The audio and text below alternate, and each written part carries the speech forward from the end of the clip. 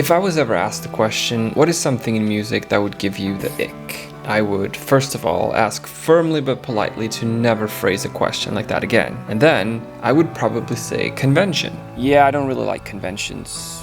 Formulas, boxes, do's and don'ts, rules. I find them wildly unappealing and more akin to something like intellectual and artistic neutering. Sorry, but yes. Anyway, why am I saying this? Well, I was thinking about chords, modes, borrowed chords, rules of all kinds, and I thought to myself, why don't we play some darts? So I created this thing that I decided to call the Modal dartboard. It's a game of chord progressions, essentially. Now, the unfortunate thing about it is that it's not real.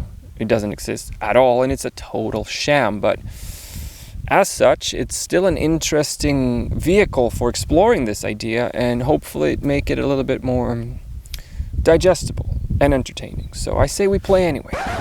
Now, excitement got the better of me here and I got a little ahead of myself. Let's rewind a bit. The goal for this video is to have some fun with unusual chord progressions or chord choices to show that an unexpected chord can lead to a much more interesting melody and sound. And hopefully some of what comes out of this can inspire you to do something similar. So my thinking is simple, and if you watched my videos before, you know that I like to make some rules for myself, which is highly ironic given what I said in the beginning. But these are arbitrary rules and limitations, just so that we can narrow things down and add some structure to this little experiment that we are about to do. So I asked Google what the most common chord progression in minor is, and I got this: A minor, F major, C major, and G major. Or a 1, 6, 3, and 7 in Aeolian, as I would think about it. Aeolian and natural minor are the same thing, by the way. Now, my thinking is that we keep the minor 1 part and we keep the 6, 3, and 7, but not necessarily the order of them. And then we switch out the Aeolian part to see what other kind of chord progressions we can get out of this. Now, this is where the idea of the modal dartboard comes into play, because what if we put up a few modes on the board and just see where we land, and for each time we alternate our progression depending on the notes of the mode we land on. Let's try it.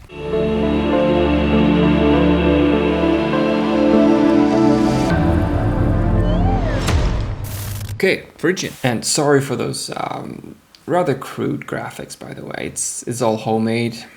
Anyway, I'm inside now. Kids are asleep. Got my coffee. Let's look at how our chords. It's hard to say. Let's look at how our chords change. Let's look at how our chords change.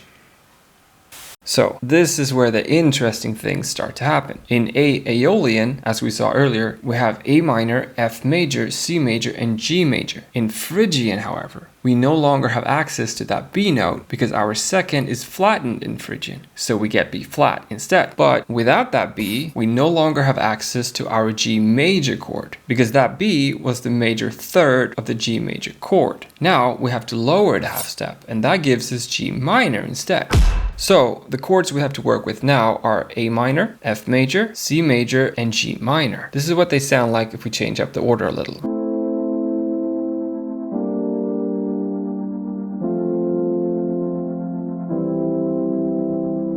Now, what if we dress this up in complete weirdness? I'm thinking synths, I'm thinking dark, obviously, kind of floaty, almost like a weird fever dance or fever dream that just doesn't want to end. I've actually prepared a clip already.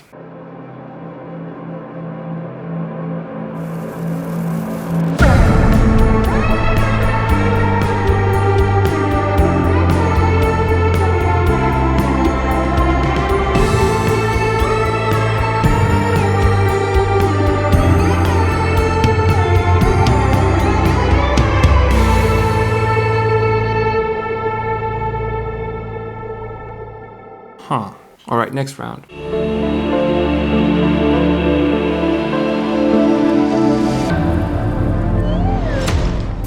Dorian. Nothing too weird yet. Let's see how it affects our chords.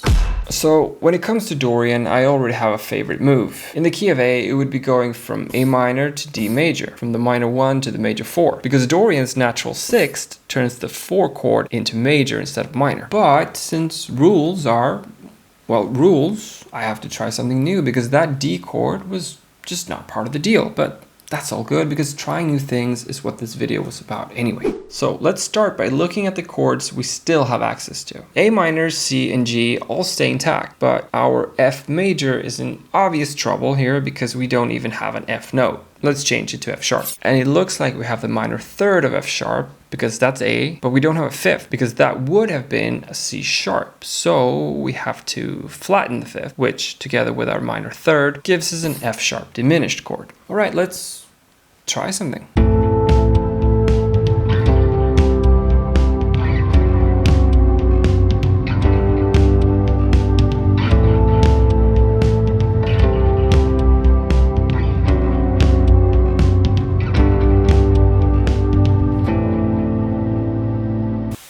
I'm thinking we can do a solo over this, otherwise I'll just end up with another weird synth line and just repeat the Phrygian trick, but I still think we need something more. Something else. Someone who's actually good at guitar. Good thing I have a friend in Scotland.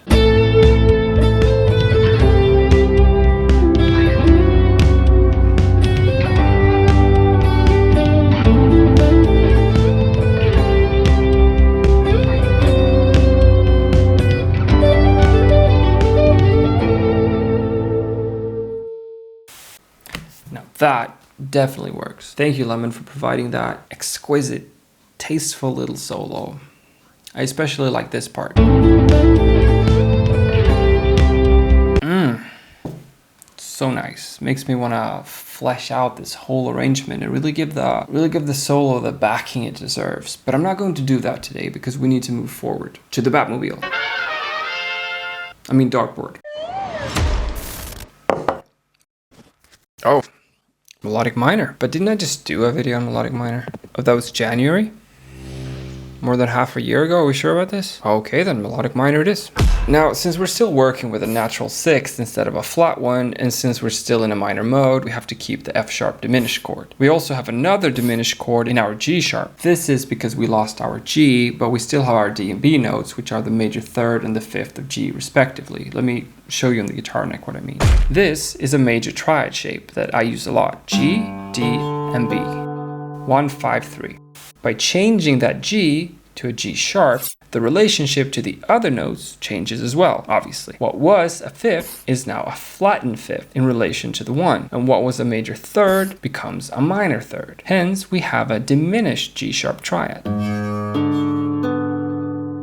But our headache doesn't end there. By losing that G, we also lost the fifth of our C major chord. This means that we now have a C augmented chord on our hands. So A minor, C augmented, F sharp diminished, and G sharp diminished. I don't know if any of this is gonna work, but all we can do is try. So this is me trying. Now, why don't you go out and write some weird chord progressions too? I dare you. Anyway, thank you so much for watching. Have a lovely day wherever you are in the world and take care. Bye bye.